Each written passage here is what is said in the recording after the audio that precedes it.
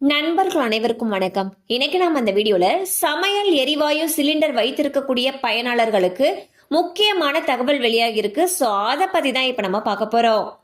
நாடு முழுவதும் வறுமை கோட்டிற்கு கீழ் இருக்கும் மக்களுக்கு பிரதம மந்திரி உஜ்வாலா யோஜனா திட்டத்தின் கீழ் இலவசமாக சமையல் எரிவாயு சிலிண்டர் இணைப்பு வழங்கப்படுகிறது. இந்த திட்டத்தின்படி கோடிக்கணக்கான மக்கள் இலவசமாக சமையல் எரிவாயு இணைப்பை பெற்று வருகிறார்கள்.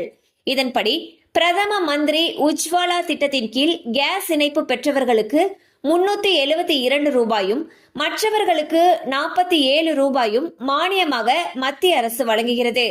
அதே நேரம் பொதுத்துறை நிறுவனங்களால் உஜ்வாலா திட்டத்தின் கீழ் இருப்பவர்களுக்கு 500 ரூபாய்க்கும் சிலிண்டர் வழங்கப்படுகிறது.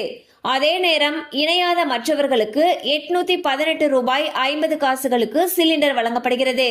இந்நிலையில் உஜ்வாலா திட்டத்தின் கீழ் கேஸ் இணைப்பு பெற்றவர்கள் மற்றும் சாதாரணமாக சிலிண்டர் இணைப்பு வைத்திருக்கும் அனைவரும் இன்னும் சில வாரங்களில் தங்களுடைய கேஸ் ஏஜென்சிக்கு சென்று KYC விவரங்களை பதிவு செய்ய வேண்டும் என்று அறிவிக்கப்பட்டுள்ளது.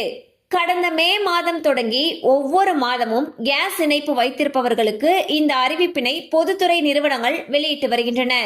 கடைசி நாள் தேதியை நீட்டித்தபடியே வருகின்றன. அதன்படி கேஸ் இணைப்பு பெற்ற வாடிக்கையாளர்கள் உண்மை தன்மையை சரிபார்ப்பதற்காக KYC பதிவு செய்ய வலியுறுத்தப்பட்டுள்ளது.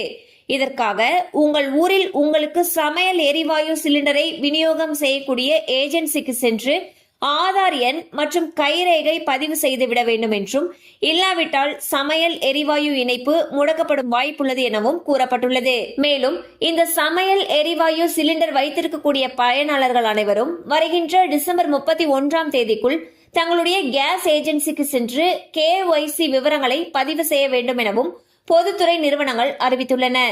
சோ பாத்தீங்கன்னா கேஸ் இணைப்பு வைத்திருக்கக்கூடிய ஒவ்வொருவருமே உங்களுடைய கேஸ் ஏஜென்சிக்கு சென்று உங்களுடைய ஆதார் எண் மற்றும் கைரேகையை பதிவு செய்யணும்னு சொல்லியிருக்காங்க.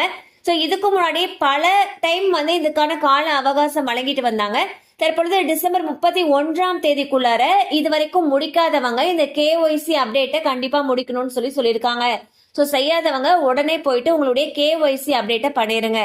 கண்டிப்பா அந்த அப்டேட் உங்களுக்கு பயனுள்ளதா இருந்திருக்கும் நம்புறோம். மேலும் இது போல அப்டேட்ஸ் உங்களை உடனே ரீச் ஆகணும்னு நினைச்சீங்கன்னா நம்ம சேனலோட தொடர்ந்து இணைந்திருங்கள். தேங்க்யூ ஃபார் வாட்சிங்.